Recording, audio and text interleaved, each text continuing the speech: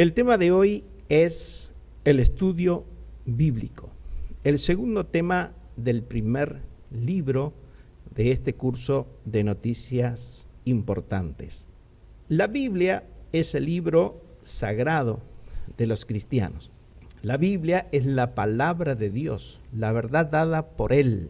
Según el Salmo 119, versículo 160, establece que la totalidad de la palabra de Dios es verdad.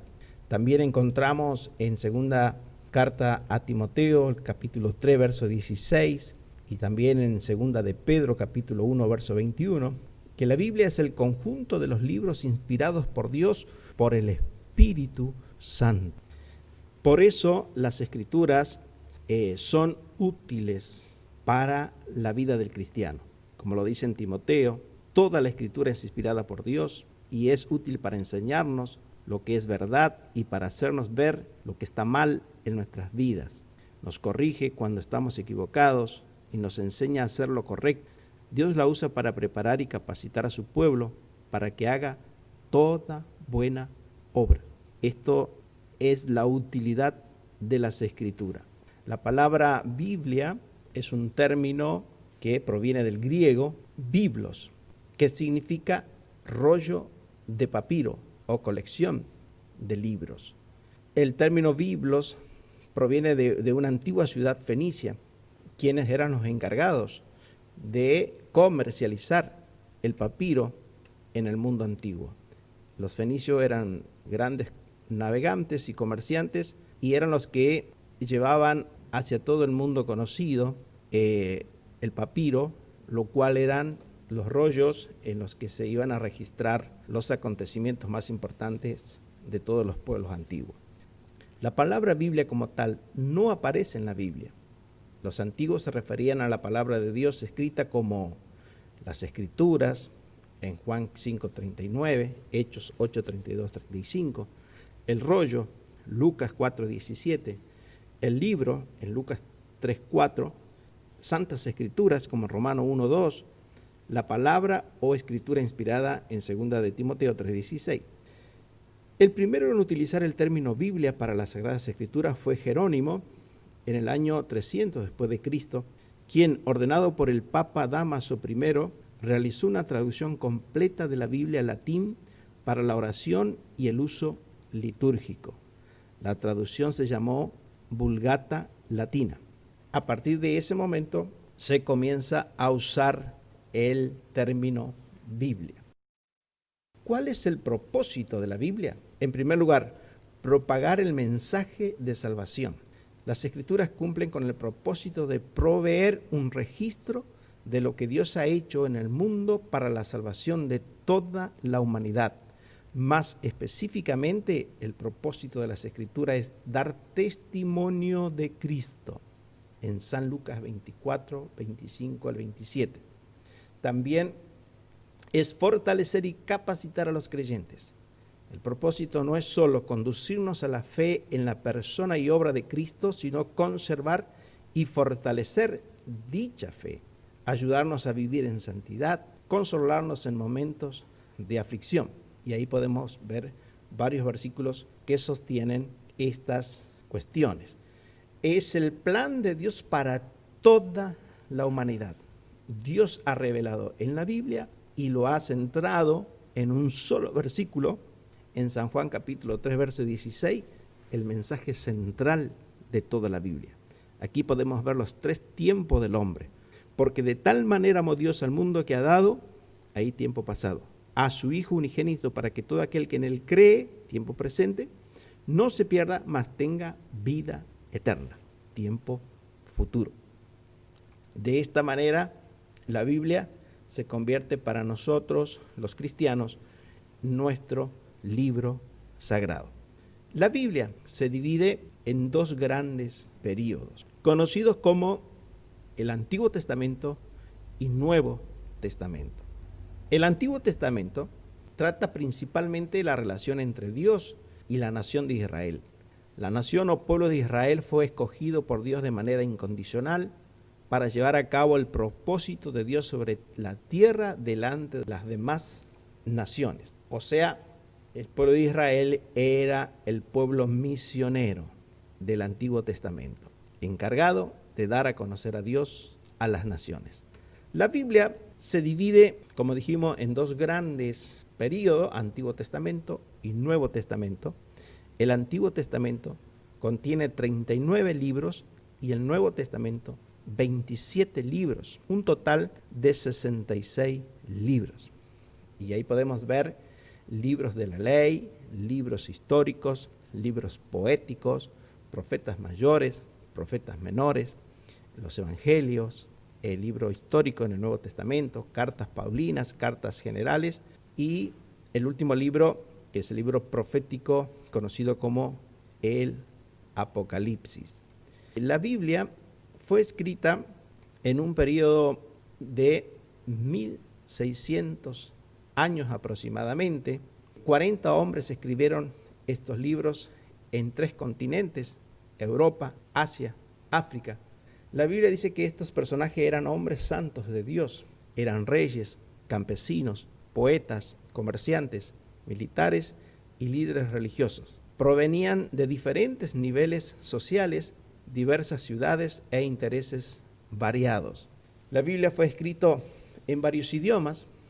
El Antiguo Testamento casi en su totalidad está escrito en hebreo. En arameo se escribieron fragmentos de Esdra, Daniel y Jeremías.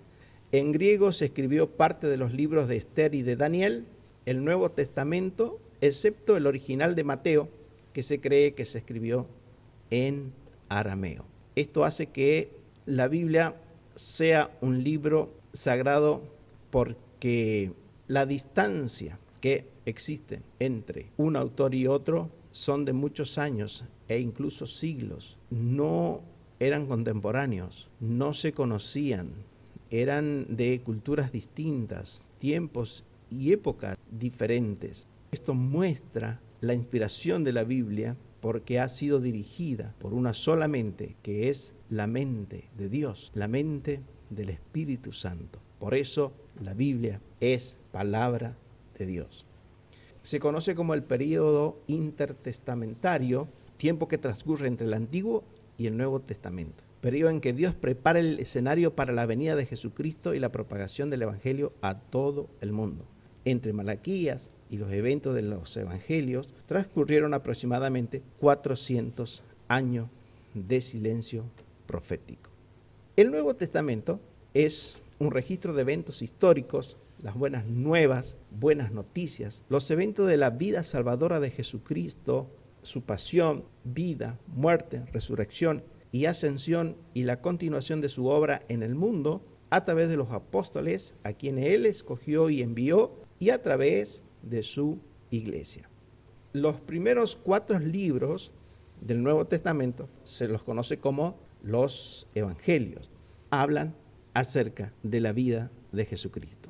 Mateo lo va a presentar como el rey de los judíos, o sea, el Cristo. San Marcos lo va a presentar como el siervo obediente, aquel que vino a servir y no a ser servido, y a dar su vida por rescate de muchos. Lucas lo va a presentar como el hombre perfecto, y San Juan como el Hijo de Dios, el unigénito de Dios. Cada escritor lo hizo hacia un público en específico. En el caso de Mateo era para los judíos, el de Marcos para los romanos, Lucas para los griegos y San Juan para todo el mundo. Él lo va a presentar como el Hijo de Dios que vino a salvar al mundo. Aquel que vino para los suyos, pero que los suyos no lo recibieron, mas todos los que le recibieron pasaron a ser hijos de Dios. Por eso es importante la lectura de estos 4 libros del Nuevo Testamento.